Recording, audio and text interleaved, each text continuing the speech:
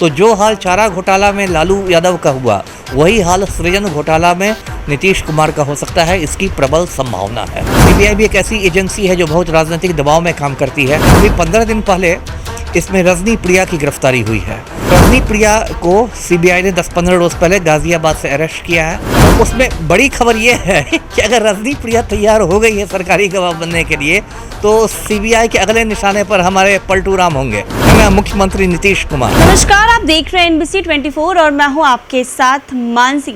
बिहार का सबसे बड़ा घोटाला सृजन घोटाला, जिसकी को-फाउंडर थी मनोरमा देवी, जिसकी बहू रजनी प्रिया की गिरफ्तारी जो है वो गाजियाबाद से की गई है। ये क्या पूरा मामला है, इस पे कौन कौन लोग शामिल थे और किस टाइप का ये घोटाला था, इस पर बात करने के लिए मेरे साथ मौजूद हैं पूर्व IPS अमिताभ दास। आइए हम उनसे बात करते हैं। सर, सृजन घोटाला, आपने जैसा कि आपने बताया कि बिहार का सबसे बड़ा घोटाला, 2500 करोड़ का घोटाला, क्या था सर ये घोटाला और कब हुआ था? वही मैं बताना चाहूँगा। देखिए, सृजन जो है ये एक NGO था। NGO का मतलब हुआ गैर सरकारी संस्था, जिसको समाजसेवी संस्था भी कहते हैं। और इसका पूरा नाम था सृजन महिला विकास सहयोग समिति। भागलपुर में इसकी स्थापना हुई थी और एक मनोरमा देवी नाम की महिला थी, उसने इसकी स्थापना की थी। और ये बहुत एक छोटा NGO था और इसका उद्देश्य था महिलाओं को सशक्त बनाना, महिलाओं को उनके पैर पर खड़ा करना, आत्मनिर्भर बनाना। तो एक अच्छी बात से इसकी शुरुआत हुई थी। लेकिन 2003 के आते आते सृजन के जरिए एक बहुत बड़े घोटाले को अंजाम दिया जाने लगा। उस समय भागलपुर के DM थे KP Ramaiah. KP Ramaiah IAS Bhagalpur के जिलाधिकारी थे। उन्होंने एक आदेश निकाल दिया जो बहुत गलत आदेश था, कि जो सरकारी राशि भी जो आती है, सरकारी राशि भी सृजन के बैंक अकाउंट में जमा किया जाए, है ना।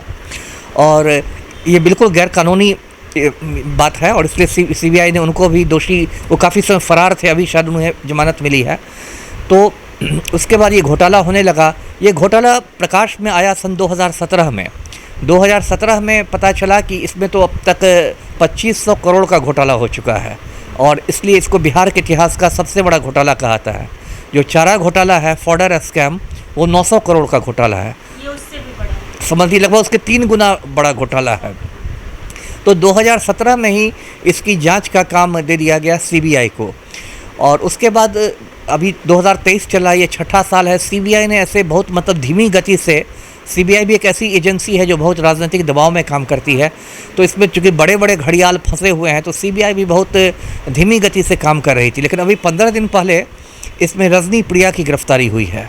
तो रजनी प्रिया कौन है? वो तो मनोरमा देवी थी, सृजन की जो संस्थापिका थी, वो तो गुजर चुकी है।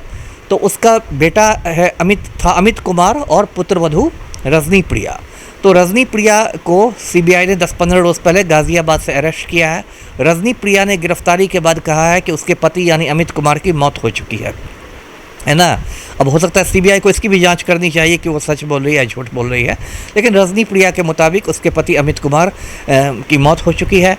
अब रजनी प्रिया से CBI ने लंबी चौड़ी पूछताछ की है। अब उसमें जो बड़ी खबर है, जो आपके दर्शकों को मैं बताऊं, जो मेरे सूत्रों ने मुझे खबर दी है कि CBI ने ऑफ़र दिया है रजनी प्रिया को कि आप सरकारी गवाह बन जाइए। सरकारी गवाह बनने का ये मतलब होता है कि वो जो भी गवाह बनता है वो दोषियों में से ही कोई होता है, लेकिन वो जांच एजेंसी के साथ सहयोग करने लगता है और बड़े बड़े घोटालेबाजों को पकड़वाने के लिए, है ना। और इसके बदले में जांच एजेंसी उस पर कुछ नरमी बरतती है और उसको कुछ थोड़ी सज़ा होती है। जांच एजेंसी कोर्ट में भी कहती है कि ये सरकारी गवाह है, इसने बहुत हमें सहयोग दिया है, तो कोर्ट भी उसको कुछ कम दंड देता है। ये सरकारी गवाह का मतलब होता है। तो CBI ने ऑफ़र किया है कि आप सरकारी गवाह बन जाइए और शायद रजनी प्रिया इसके लिए तैयार भी हो गई है। तो उसमें बड़ी खबर ये है कि अगर रजनी प्रिया तैयार हो गई है सरकारी गवाह बनने के लिए, तो CBI के अगले निशाने पर हमारे पलटू राम होंगे, है ना, मुख्यमंत्री नीतीश कुमार।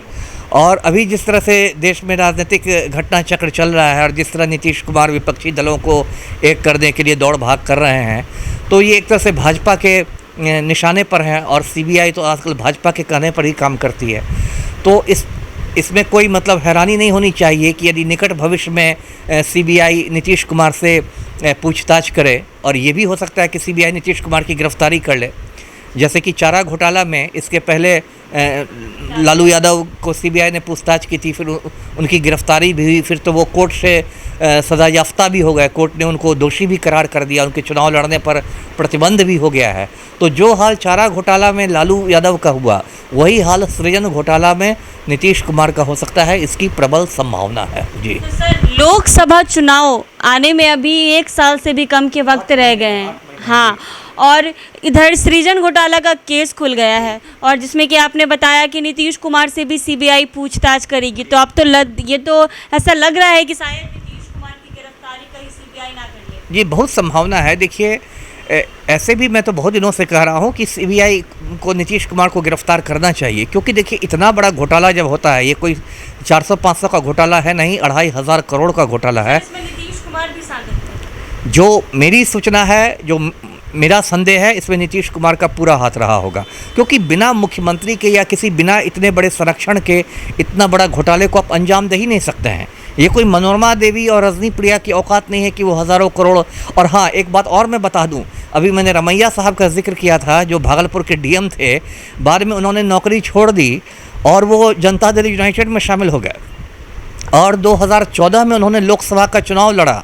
नीतीश कुमार ने उनको टिकट दिया, जदयू का टिकट दिया, सासाराम सुरक्षित सीट से। मीरा कुमार के खिलाफ उन्होंने चुनाव लड़ा, ऐसे चुनाव हार गए, लेकिन रमैया साहब जो हैं वो जनता दल यूनाइटेड में शामिल हुए और नीतीश कुमार ने बाकायदा उनको टिकट दिया। तो ऐसे ही मतलब उसके घोटालेबाजों से नीतीश कुमार की इतनी मतलब गहरी दोस्ती है, अंतरंगता है, तो इसे नीतीश कुमार का तो इसमें काफ़ी हाथ होगा ही होगा। तो अभी देखना चाहिए कि इसमें कुछ सरगर्मी बढ़ी है इसके इन्वेस्टिगेशन में, तो देखिए अब सीबीआई का अगला स्टेप क्या होता है। जी, तो सर, ये जो रजनी प्रिया है, ये सरकारी गवाह बनने के लिए तैयार हो गई हैं। हाँ, जो मेरी सूचना है उसके अनुसार, देखिए ये सब बहुत चीज़ से पर्दे के पीछे का खेल होता है ना। हाँ, ये सब इतना बड़ा घोटाला, तरह तरह से उसको डराया धमकाया जाता होगा, इधर से लालच, उधर से लालच और धमकी दोनों, साम दाम दंड भेद, सब कुछ। जो चाणक्य नीति के 4 तरीके हैं ना, साम दाम दंड भेद, चारों तरीके अपनाए जाते हैं, तो वो भी द्वंद्व में होगी, है ना। एक तरफ सीबीआई वाले इसको कह रहे होंगे कि तुम अपनी सज़ा घटवा लो, है ना, बड़े बड़े घड़ियालों के नाम बोल दो। दूसरी तरफ उसे धमकियाँ मिल रही होगी कि बड़े बड़े घड़ियालों का नाम बताओगी तो तुमको बचाने सीबीआई नहीं आएगी, है ना।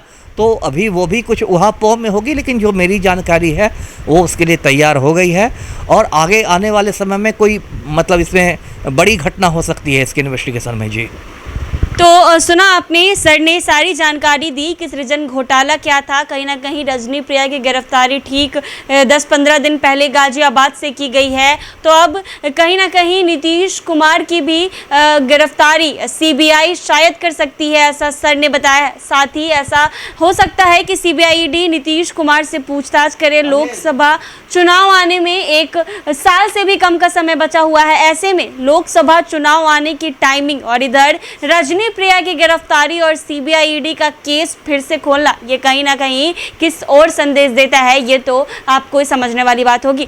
आने वाले समय में क्या होगा, सीबीआई क्या फैसला लेगी, ये तो देखने वाली बात होगी। तब तक के लिए बने रहें मेरे साथ NBC 24 पर।